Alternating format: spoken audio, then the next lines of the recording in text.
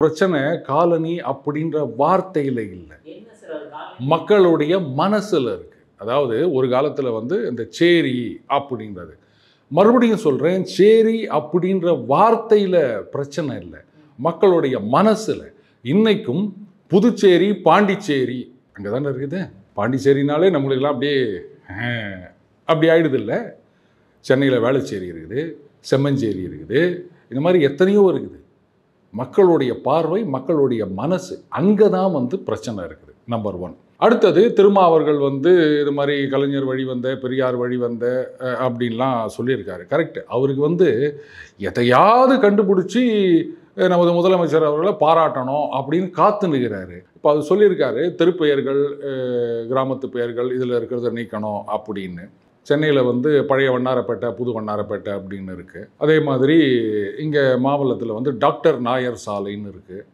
அப்போ அந்த நாயர்ன்றது ஜாதி பெயர் தானே. இப்போ ஊவே சாமிநாத ஐயர்லேருந்து ஐயரை நீக்கிட்டாங்க, ஊவே சாமிநாதன் அப்படி தான் சொல்கிறோம். அப்போ அந்த டாக்டர் நாயர் சாலையில் அந்த நாயர்னு மட்டும்தானே இருக்குது, அதையே நீக்கலை.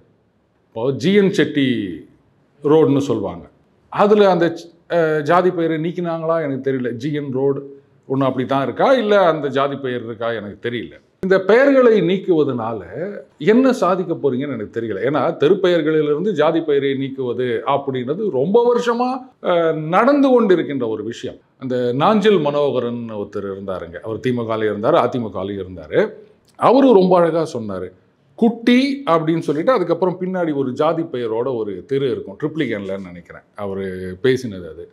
அதில் நீக்கிட்டா அப்போ அது குட்டி தெருவாயிருமா, அது ரொம்ப பெரிய தெருவாச்சு அப்படின்னு சொல்லியிருந்தாருங்க.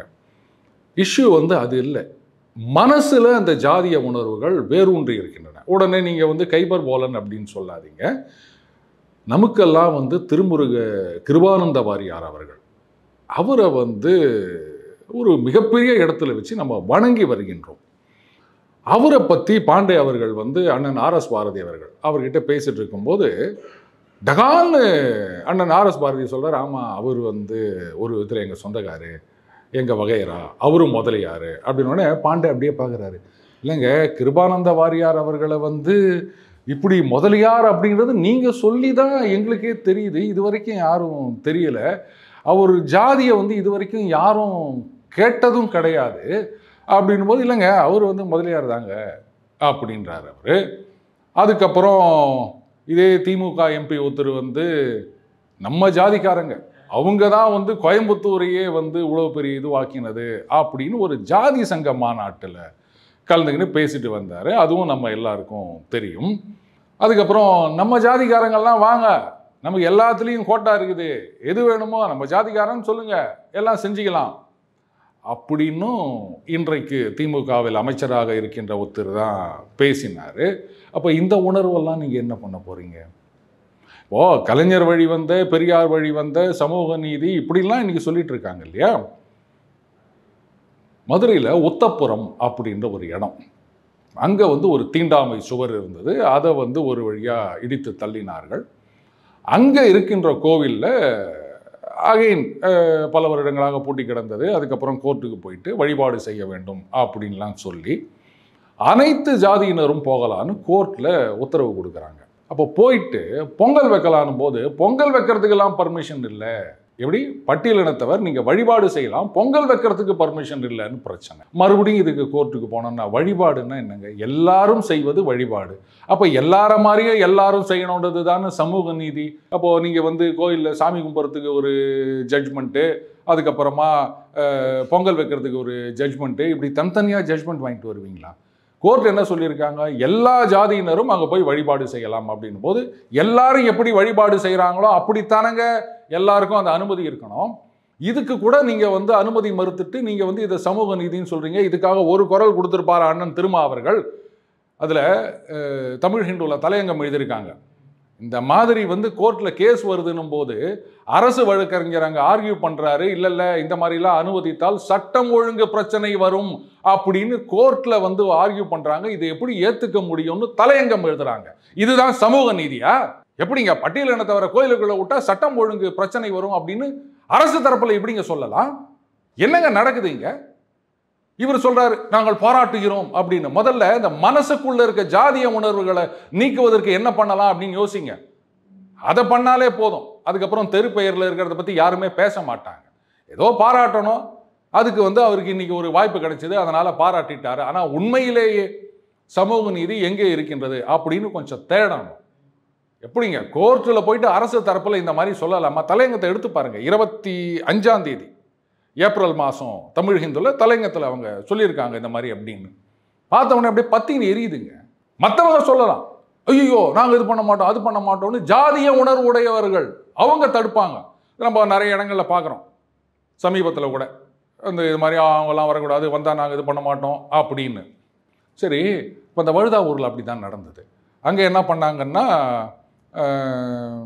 அது பிரச்சனை, பல வருடங்களாக மூடி இருந்தது. மறுபடியும் கும்பாபிஷேகம் பண்ணணும் அப்படின்னு. அதுக்கப்புறம் நம்ம இந்த ஊரில் வசூல் பண்ணுவாங்க இல்லையா, அப்போ இல்லை எங்கள் மக்கள்கிட்ட அவங்க காசு வாங்க மாட்டேன்றாங்க அப்படின்னு பட்டியலினத்தவர்களுடைய குறையாக இருந்தது. அதுக்கப்புறம் கும்பாபிஷேகம் அப்படின்னும் போது அவங்க வரக்கூடாது அப்படின்னு சொல்லி, அதுக்கப்புறம் என்ன பண்ணிட்டாங்க, ரெவென்யூ அஃபிஷியல்ஸ்லாம் போயிட்டு பேச்சுவார்த்தை நடத்துகிறாங்க. நடக்கும்போது சரி ரைட்டு காலையில் நாங்கள் போயிடுறோம், பட்டியலினத்தவர்கள் மத்தியானம் வரட்டும் அப்படின்றாங்க. இதுக்கு பேர் தீண்டாமை இல்லைன்னா அப்புறம் வேற எதை தீண்டாமைன்னு நீங்கள் சொல்லுவீங்க? நாங்கள் கோயிலுக்கு போய் வழிபடும் போது அவங்க வரக்கூடாது அப்படின்னு சொல்றது தானே தீண்டாமை. அப்போது உடனடியாக அத்தனை பேர் மேலேயும் யார் யாரெல்லாம் இதை சொன்னாங்களோ அவங்க மேலே promotion of atrocities against SC ST ஆக்டில் வழக்கு பதிவு செஞ்சிருக்க வேண்டாமா? இதை ஒத்துக்குன்னு வந்துக்கிறாங்க ரெவென்யூ அஃபிஷியல்ஸ். அப்போ அவங்களும் தானே இதுக்கு துணை போயிருக்காங்கன்னு அர்த்தம். சரி, அதே மாதிரி காலையில் போயிட்டு மத்தியானம் போகணும் அப்படின்னும் போது இல்லை இது எங்கள் பட்டா நிலம், இது வழியாக நாங்கள் விட மாட்டோம் அப்படின்னு பெரிய பிரச்சனை ஆகி போலீஸ் பாதுகாப்பு போய் தள்ளுமுள்ளு நடந்து, அதுக்கப்புறம் என்ன பண்ணியிருக்காங்க, ஒரு சில பேர் மேலே அங்கே பஞ்சாயத்து தலைவி அவங்க மேலே ஏதோ FIR மட்டும் போட்டாங்களாம். அரெஸ்ட் பண்ணாங்களான்னு தெரியல. அதுக்கப்புறம் அந்த கேஸ் என்ன ஆச்சு அப்படின்னு தெரியாது. தீண்டாமை வழக்கு அப்படின்னா பெயிலே கிடையாது. ஆனால் யோசிச்சு பாருங்க, இப்படித்தான். அதுக்கு பிறகு பல நாட்கள் கழித்து ஒரு மாதிரி பேச்சுவார்த்தையெல்லாம் நடத்தி அவங்களும் பட்டியலினத்தவரும் கோவிலுக்கு போகலாம் அப்படின்னு கோவிலுக்கு போயிட்டு வந்துட்டாங்க.